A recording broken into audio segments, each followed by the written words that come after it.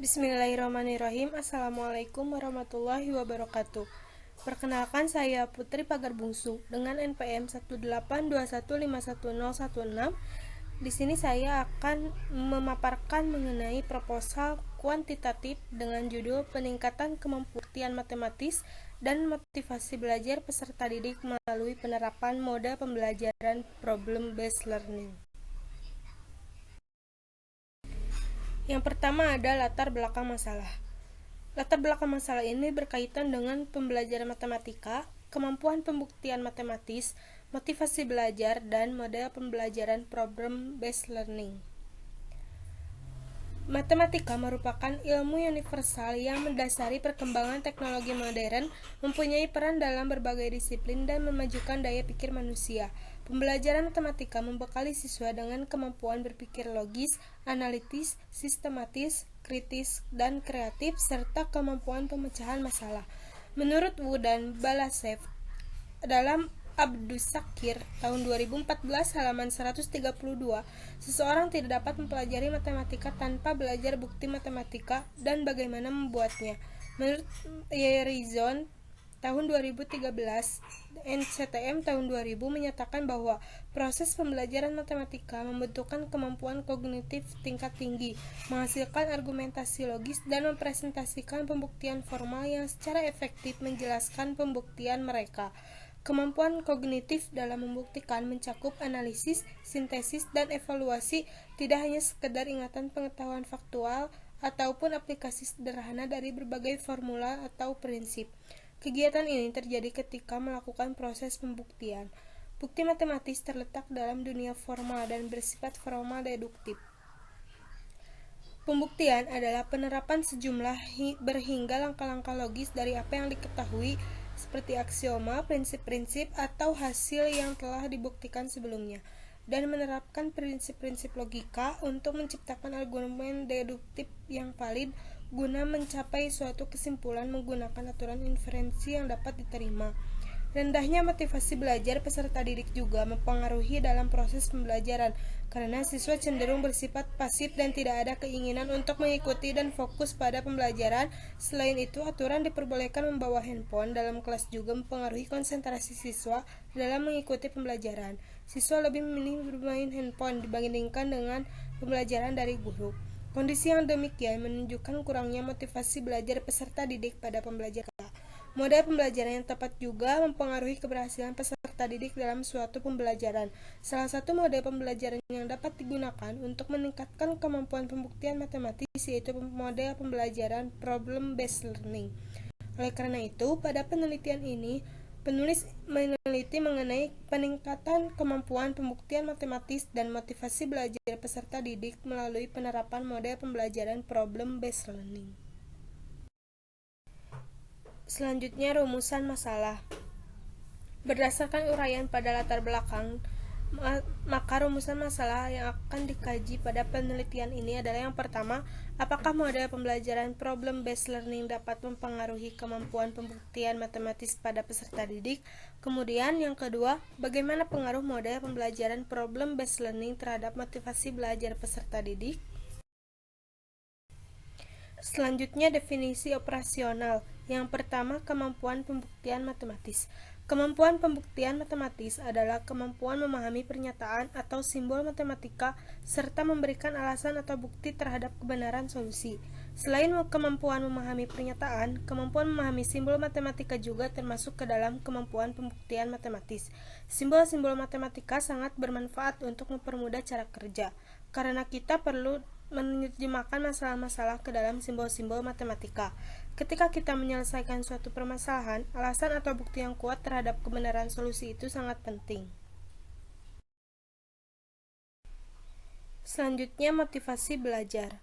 Motivasi belajar merupakan dorongan yang timbul baik dari dalam maupun dari luar diri peserta didik yang mampu menimbulkan semangat dan kegairahan belajar serta memberikan arah pada kegiatan belajar sehingga tujuan yang dikehendaki dapat tercapai.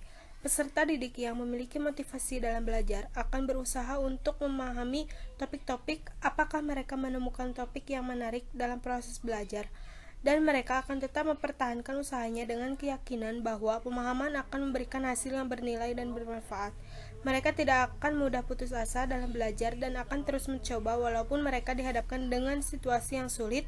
Apabila mereka memiliki motivasi tinggi, mereka akan terus berusaha memecahkan masalah yang diberikan. Selanjutnya, model pembelajaran problem-based learning.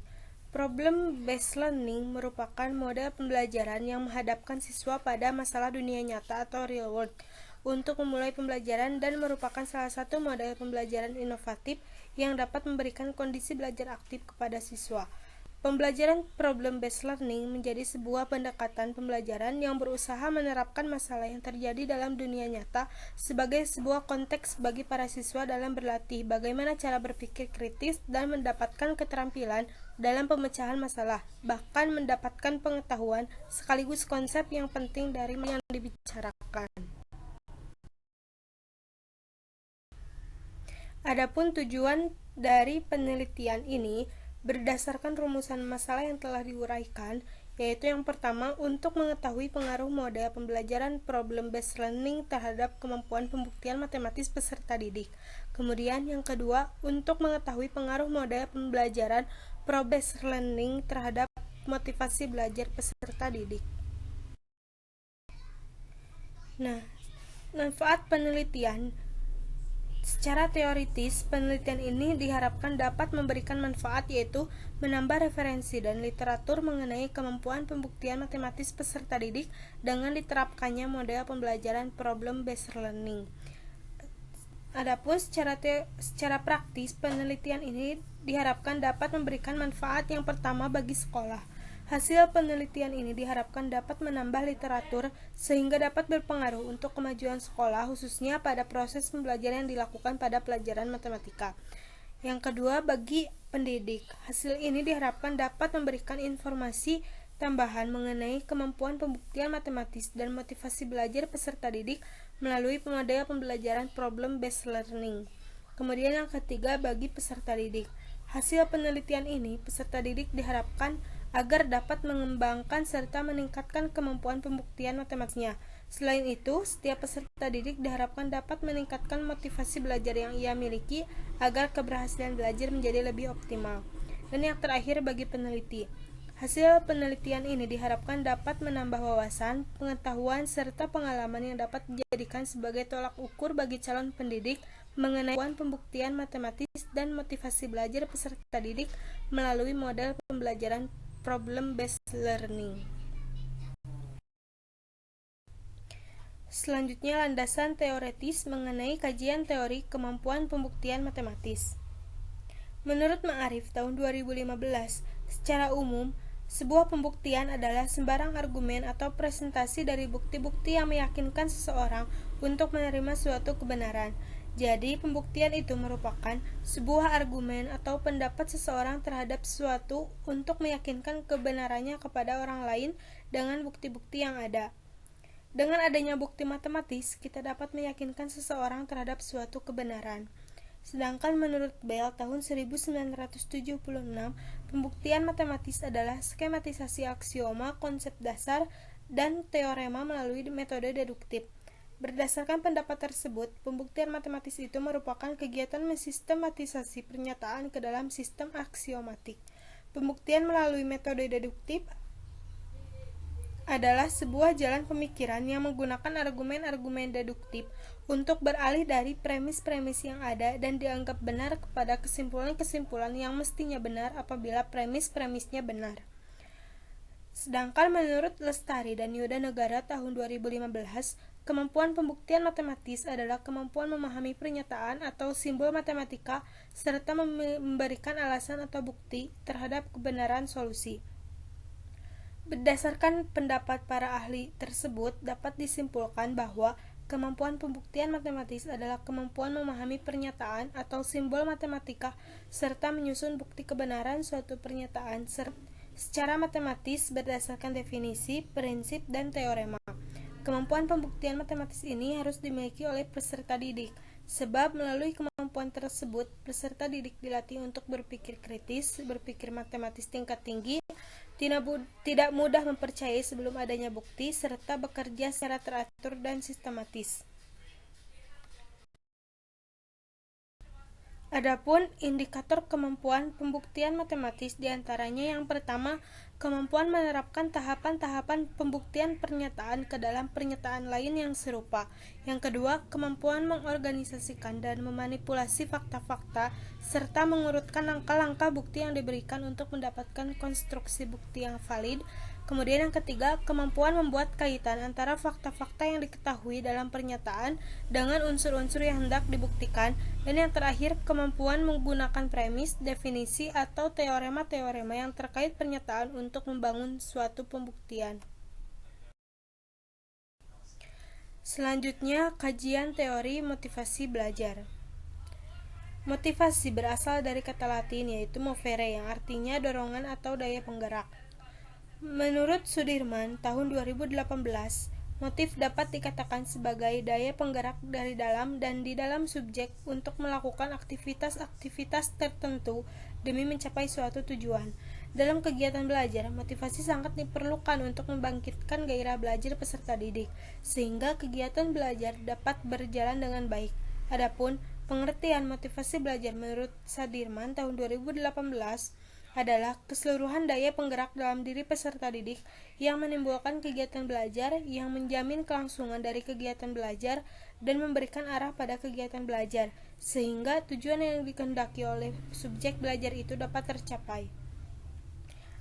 Adapun motivasi menurut Lutyens tahun 1992 berasal dari kata Latin movere, artinya bergerak. Motivasi merupakan suatu proses yang dimulai dengan adanya kekurangan psikologis atau kebutuhan yang menimbulkan suatu dorongan dengan maksud mencapai suatu tujuan atau intensif. Sedangkan menurut UNO tahun 2017 halaman 23 mengatakan bahwa motivasi belajar merupakan dorongan internal dan eksternal pada peserta didik yang sedang belajar untuk mengadakan perubahan tingkah laku, pada umumnya dengan beberapa indikator atau unsur yang mendukung. Jadi, motivasi belajar itu terdapat dalam diri peserta didik itu sendiri dan juga dari dorongan orang lain dan lingkungan sekitar atau eksternal yang dapat merubah tingkah laku seorang peserta didik menjadi lebih baik. Jadi, motivasi belajar itu timbul dari dalam dirinya sendiri dan juga dapat tumbuh akibat faktor dari luar seperti motivasi dari orang lain ataupun lingkungan sekitar yang mendukung. Dari beberapa pengertian motivasi belajar menurut para ahli, dapat disimpulkan bahwa motivasi belajar merupakan dorongan yang timbul baik dari dalam maupun dari luar diri peserta didik, yang mampu menimbulkan semangat dan kegairahan belajar, serta memberikan arah pada kegiatan belajar, sehingga tujuan yang dikehendaki dapat tercapai. Adapun indikator motivasi belajar yang pertama adanya hasrat dan keinginan berhasil. Hasrat dan keinginan untuk berhasil dalam belajar pada umumnya disebut motif berprestasi, di mana motif berprestasi merupakan motif untuk berhasil dalam melakukan suatu tugas atau pekerjaan. Seorang peserta didik yang mempunyai motivasi berprestasi tinggi cenderung untuk menyelesaikan tugasnya dengan cepat tanpa menunda-nunda pekerjaan. Yang kedua, adanya dorongan dan kebutuhan dalam belajar. Penyelesaian suatu tugas tidak selamanya dilatar belakangi oleh hasrat dan keinginan berhasil. Kadang, seorang dapat menyelesaikan tugasnya karena adanya dorongan menghindari kegagalan. Peserta didik dalam mengerjakan tugasnya dengan tekun, karena apabila tidak dikerjakan atau tidak dapat menyelesaikan tugasnya, maka tidak akan mendapatkan nilai dari gurunya atau diolok-olok oleh temannya, bahkan akan dimarahi oleh orang tuanya. Yang ketiga, adanya harapan atau cita-cita masa depan. Peserta didik yang ingin mendapatkan nilai pelajarannya tinggi atau ingin mendapatkan ranking di kelas, maka akan belajar dengan tekun dan menyelesaikan setiap tugas yang diberikan oleh guru dengan tuntas. Selanjutnya, adanya penghargaan dalam belajar. Adanya pernyataan verbal seperti pujian atau penghargaan lainnya terhadap perilaku yang baik dan hasil belajar peserta didik yang baik merupakan cara yang mudah dan efektif dalam meningkatkan motivasi belajar peserta didik. Yang kelima, adanya kegiatan yang menarik dalam belajar. Simulasi maupun permainan merupakan salah satu kegiatan yang menarik dalam belajar. Suasana yang menarik menyebabkan proses belajar menjadi bermakna, di mana akan selalu diingat dan dipahami. Yang terakhir, adanya lingkungan belajar yang kondusif. sehingga memungkinkan seorang peserta didik dapat belajar dengan baik. Lingkungan belajar yang kondusif yaitu segala sesuatu yang berhubungan tempat proses pembelajaran yang dilaksanakan yang sesuai dan mendukung keberlangsungan proses pembelajaran. Dengan adanya lingkungan belajar yang kondusif seperti keadaan kelas yang bersih, tertata rapi, tidak bising, suasana kelas yang nyaman, dan sebagainya dapat mengakibatkan motivasi belajar peserta didik dan menjaga peserta didik tetap fokus dalam belajar. Selanjutnya, kajian teori model pembelajaran problem-based learning. Problem-based learning merupakan model pembelajaran yang melibatkan peserta didik untuk memecahkan masalah dan menjelaskan fenomena-fenomena dunia nyata dengan melalui berbagai tahap, sehingga diharapkan peserta didik mampu mempelajari pengetahuan yang berkaitan dengan suatu masalah. Menurut Deutsch, dalam Sohimin Aris tahun 2014 menjelaskan bahwa problem-based learning merupakan model pembelajaran yang memiliki ciri adanya permasalahan nyata sebagai konteks untuk peserta didik belajar berpikir kritis dan keterampilan memecahkan masalah, serta memperoleh suatu pengetahuan. Selain itu, menurut Hadayati, tahun 2015 memaparkan bahwa problem-based learning atau PBL mengarahkan peserta didik untuk belajar secara mandiri dengan melibatkan berbagai masalah yang dialami dalam kehidupan nyata. Dan menurut Wulandari, tahun 2013, problem-based learning adalah kurikulum dan proses pembelajaran. Dalam kurikulumnya dirancang masalah-masalah yang menuntut siswa mendapatkan pengetahuan yang penting, membuat mereka mahir dalam memecahkan masalah dan memiliki strategi belajar sendiri, serta dapat berpartisipasi dalam tim. Proses pembelajarannya menggunakan pendekatan yang sistematik untuk memecahkan masalah atau menghadapi tantangan yang nanti diperlukan dalam kehidupan sehari-hari. Dalam memecahkan masalah yang di dunia nyata, kita perlu menyadari bahwa seluruh proses kognitif dan aktivitas mental yang terlibat di dalamnya.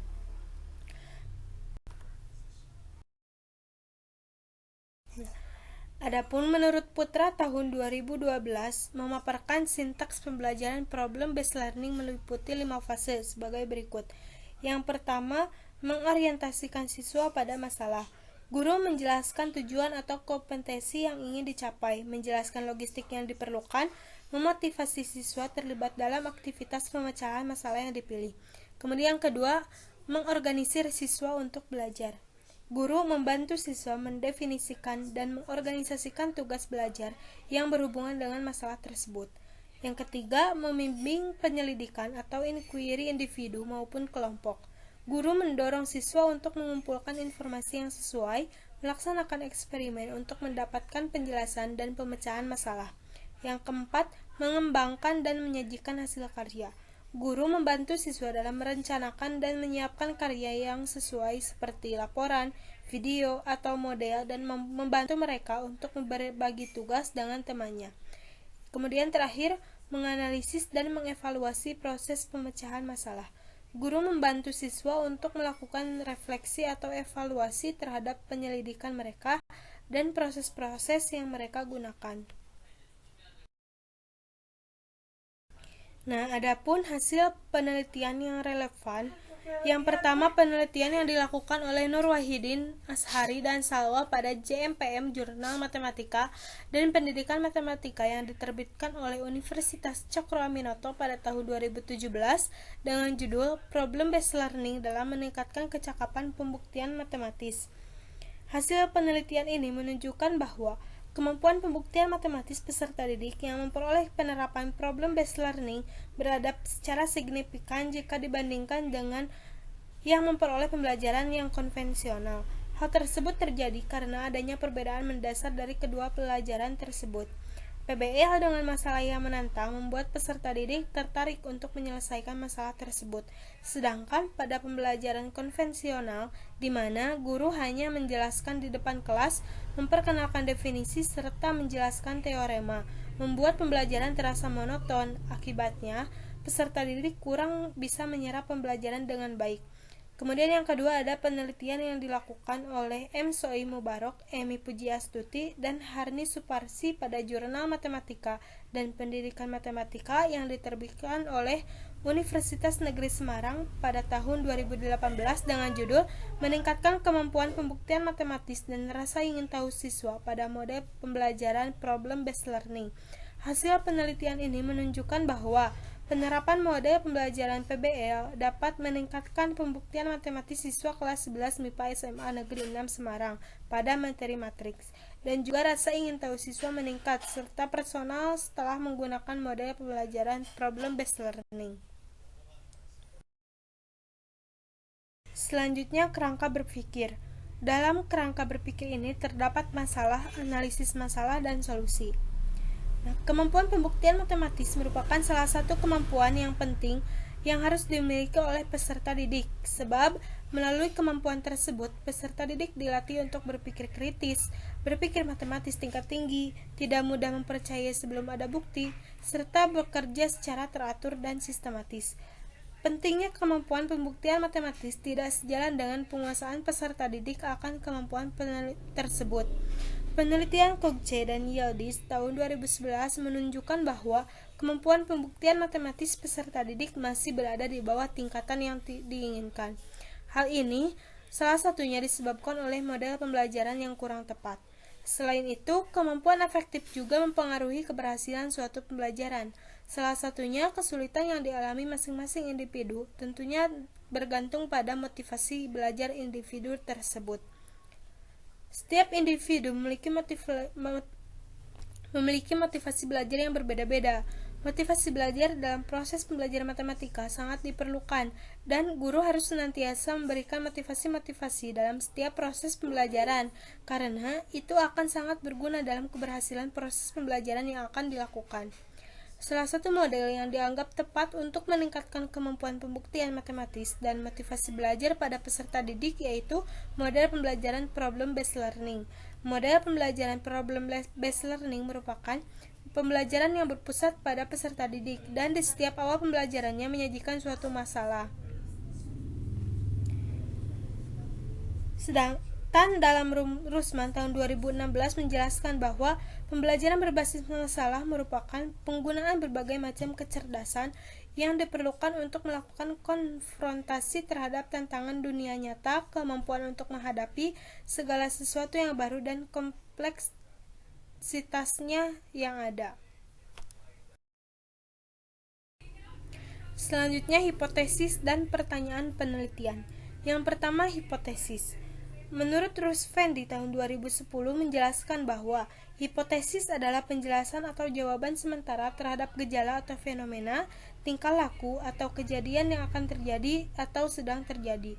Berdasarkan rumusan masalah, kerangka berpikir, serta kajian teori yang telah dikemukakan, maka peneliti dapat merumuskan hipotesis pada penelitian ini, yaitu yang pertama, terdapat pengaruh model pembelajaran problem-based learning terhadap kemampuan pembuktian matematis peserta didik. Yang kedua, terdapat pengaruh model pembelajaran problem-based learning terhadap motivasi belajar peserta didik. Adapun pertanyaan penelitiannya yaitu bagaimana motivasi belajar peserta didik dalam pembelajaran matematika dengan menggunakan model pembelajaran problem-based learning. Selanjutnya, prosedur penelitian. Yang pertama, metode penelitian. Metode penelitian yang digunakan dalam penelitian ini adalah metode penelitian kuantitatif. Penelitian kuantitatif adalah penelitian yang pada dasarnya menggunakan pendekatan deduktif-induktif.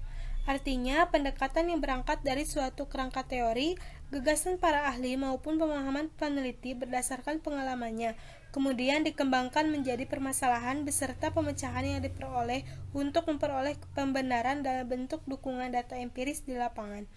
Pada penelitian kuantitatif, data yang terkumpul berbentuk angka. Angka-angka yang terkumpul sebagai hasil penelitian kemudian dapat dianalisis menggunakan metode statistik. Penelitian kuantitatif juga dapat berupa penelitian deskriptif, penulisan kuasi eksperimental, dan penelitian eksperimental. Dalam penelitian ini, peneliti menggunakan metode eksperimen. Menurut Russendi tahun 2010 mendefinisikan penelitian eksperimen atau percobaan adalah penelitian yang benar-benar untuk melihat sebab akibat. Seperti halnya penelitian ini, kita dapat mengetahui pengaruh model pembelajaran problem-based learning terhadap kemampuan pembuktian matematis peserta didik, serta mengetahui perbedaan kemampuan pembuktian matematis ditinjau dari motivasi belajar peserta didik menggunakan model pembelajaran problem-based learning. Selanjutnya, variabel penelitian. Variabel adalah konsep yang mempunyai variasi nilai dan merupakan titik perhatian suatu penelitian. Variabel memiliki kaitan erat dengan teori. Teori adalah serangkaian konsep, definisi, dan proporsi yang saling berkaitan dan bertujuan untuk memberikan gambaran yang sistematis terhadap suatu fenomena. Gambaran yang sistematis itu dijabarkan dengan menggunakan variabel yang satu dengan yang lainnya dengan tujuan untuk menjelaskan fenomena tersebut. Pada sebuah praktek penelitian, variabel tersebut harus diberi definisi operasional untuk memudahkan dalam mengidentifikasi dan melakukan pengukuran. Pada penelitian ini terdapat dua jenis variabel, yaitu yang pertama variabel dependen atau variabel terikat, dan yang kedua variabel independen atau variabel bebas. Yang pertama variabel dependen atau variabel terikat. Variabel terikat adalah variabel yang dipengaruhi atau yang menjadi akibat adanya variabel bebas. Pada penelitian ini, yang merupakan variabel terikat adalah kemampuan pembuktian matematis dengan motivasi belajar. Selanjutnya, variabel dependen atau variabel bebas. Variabel bebas merupakan variabel yang mempengaruhi atau menjadi sebab perubahan atau timbulnya variabel dependen atau variabel terikat. Pada penelitian ini, variabel bebasnya yaitu metode pembelajaran problem-based learning. Selanjutnya ada populasi dan sampel. Populasi merupakan himpunan semua individu yang dapat memberikan data dan informasi untuk suatu penelitian. Nah, adapun yang menjadi populasi pada penelitian ini adalah seluruh peserta didik kelas 11 IPA MAN 2 Tasikmalaya tahun ajaran 2020-2021. Sedangkan sampel merupakan bagian dari populasi atau sebagian atau wakil populasi yang diteliti. Sampel adalah sebagian individu yang diselidiki dari keseluruhan individu penelitian. Sampel yang baik yaitu sampel yang memiliki populasi atau representatif, artinya menggambar keadaan populasi atau mencerminkan populasi secara maksimal. Sampel dari penelitian ini adalah peserta didik kelas 11 IPA 1 sebagai kelas kontrol dan peserta didik kelas 11 IPA 2 sebagai kelas eksperimen. Adapun desain penelitian, dari penelitian ini yang diterapkan yaitu seperti tabel 2. Bisa kalian lihat di mana di sana terdapat motivasi atau B, metode pembelajaran atau A, kemudian skala tinggi atau B1, sedang atau B2, dan rendah atau B3. Untuk lebih jelasnya bisa dipahami lewat tabel berikut.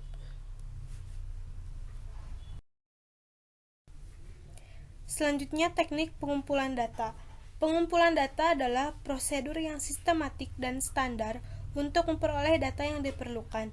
Teknik pengumpulan data yang digunakan dalam penelitian ini antara lain yang pertama observasi.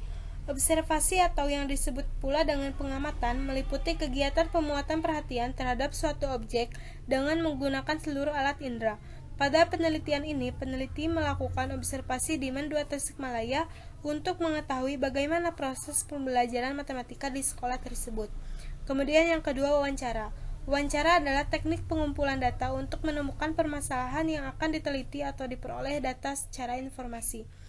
Teknik ini digunakan untuk mewawancarai guru mata pelajaran matematika ataupun peserta didik guna memperoleh keterangan tentang peserta didik yang akan diteliti.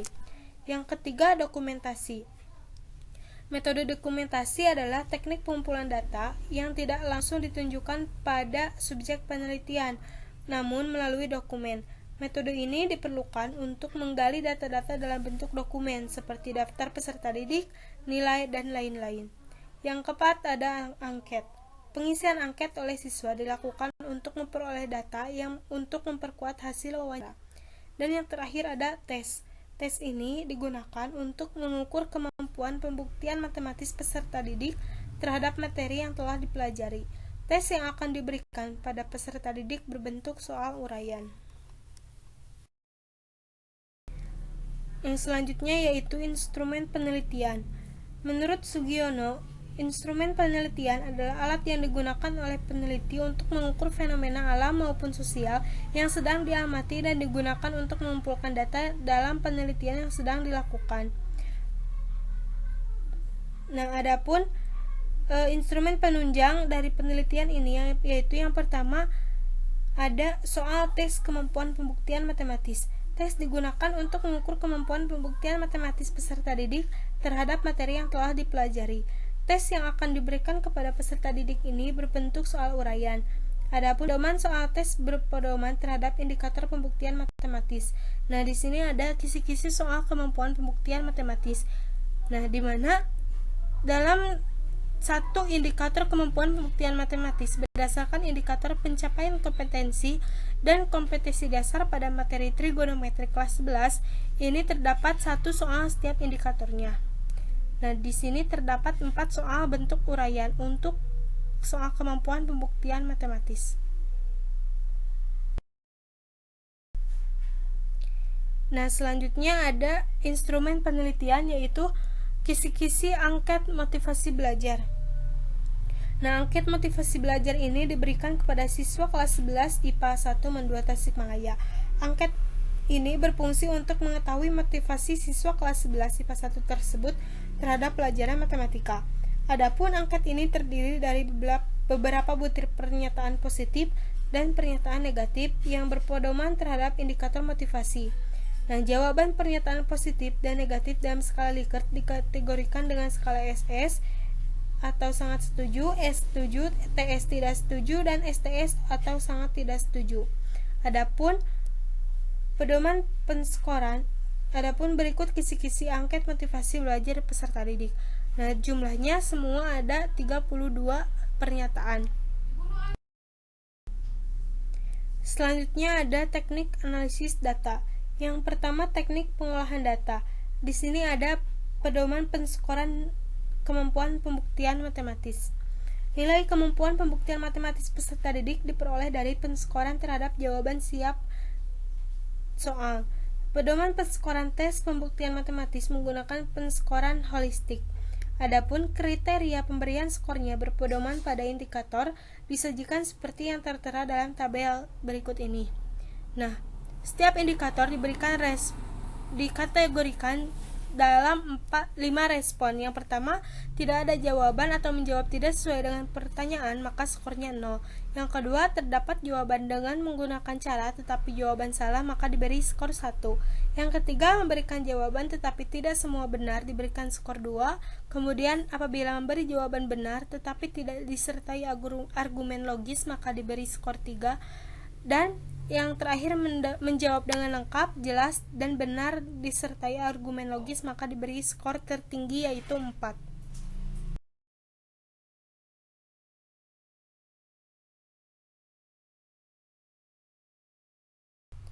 Nah, teknik pengolahan data yang kedua adanya pedoman penskoran angket motivasi belajar peserta didik. Nah, adapun angket ini terdiri dari beberapa butir pernyataan positif dan negatif yang berpedoman terhadap indikator motivasi. Jawaban pernyataan positif dan negatif dalam skala Likert dikategorikan dengan skala SS atau sangat setuju, S setuju, TS tidak setuju, dan STS atau sangat tidak setuju. Adapun pedoman penskoran angket motivasi belajar siswa menurut skala Likert adalah sebagai berikut. Nah, berikut adalah sumber dari Arikunto, di mana pernyataan positif itu yang menjawab sangat setuju ada 4, setuju 3, tidak setuju 2, dan sangat tidak setuju ada 1. Dan pernyataan negatif yang menjawab sangat setuju 1, setuju 2, tidak setuju 3, dan sangat tidak setuju 4. Setiap pernyataan dalam angket dijumlahkan untuk mendapatkan skor, kemudian diubah dalam bentuk persentase nilai dengan rumus sebagai berikut. Persentase skor sama dengan skor siswa per skor maksimal kali 100%. Nah, selanjutnya ada kriteria motivasi belajar. Nah, motivasi belajar dapat dibilang tinggi apabila nilainya lebih besar sama dengan X ditambah SD, di mana X bar sama dengan rata-rata dan SD sama dengan standar deviasi atau simpangan baku. Kemudian motivasi belajar itu dibilang sedang apabila nilai lebih besar sama dengan X bar kurangi SD dan lebih kecil sama dengan X bar ditambah SD. Dan motivasi belajar siswa dibilang rendah apabila nilai kurang dari sama dengan X bar dikurangi SD. Selanjutnya, teknik analisis data. Setelah data diperoleh, maka peneliti akan melakukan beberapa pengujian yang diperlukan untuk memperoleh kesimpulan atau jawaban dari hipotesis yang telah diajukan, yaitu melakukan uji ANOVA dua arah untuk kemampuan pembuktian matematis dengan faktor level sekolah dan pendekatan pembelajaran, ANOVA dua arah untuk kemampuan pembuktian matematis dengan faktor kemampuan awal matematis siswa dan pendekatan pembelajaran. Nah, selanjutnya waktu dan tempat penelitian. Nah, untuk waktu penelitian ini, waktu penelitian merupakan lamanya keberlangsungan penelitian yang dilakukan mulai dari perencanaan sampai dengan penyusunan proposal penelitian. Waktu penelitian ini dilakukan selama 3 minggu, dimulai tanggal 15 Mei 2021 sampai tanggal 5 Juni 2021. Untuk lebih jelasnya, rencana jadwal penelitian dapat dilihat dalam tabel berikut. Selanjutnya ada tempat penelitian. Penelitian ini akan dilakukan di MAN 2 Tasikmalaya dengan alamat Jalan Kiai Haji Ruhiyat nomor 2, Ponpes Cipasung, Kampung Cipendei, Kecamatan Singaparna, Kabupaten Tasikmalaya, Provinsi Jawa Barat. Alhamdulillahirrabbilalamin, mungkin sekian yang dapat saya sampaikan. Semoga apa yang saya sampaikan dapat bermanfaat bagi kita semua. Terima kasih, mohon maaf apabila ada kesalahan. Wassalamualaikum warahmatullahi wabarakatuh.